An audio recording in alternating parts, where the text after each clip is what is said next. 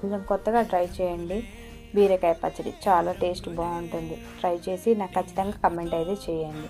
ముందుగా బీరకాయని చిన్న ముక్కలుగా కట్ చేసుకోండి. దాంట్లో 2-3 టమాటాలు తీసుకోండి. తర్వాత పచ్చిమిర్చి ఒక 10 దాకా తీసుకోండి. ఎక్కువ కారం ఉండట్లేదు ఈ పచ్చిమిర్చి, అందుకే నేను ఎక్కువగానే తీసుకున్నాను.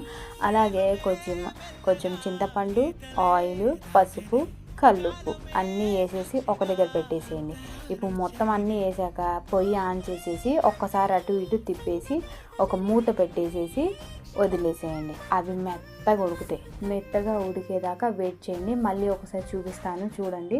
కొంచెం ఉడికినట్టుగా మనకు అనిపించాలి. అలాలోపు పక్కన మిక్సీ జార్లో కొద్దిగా జీలకర్ర, వెల్లుల్లి వేసుకొని గ్రైండ్ వేయండి. తర్వాత అవి పక్కన ముక్కలు చల్లార్చుకోండి. అవి తీసుకొచ్చేసి ఫస్ట్ పచ్చిమిర్చి మిక్సీ వేయండి.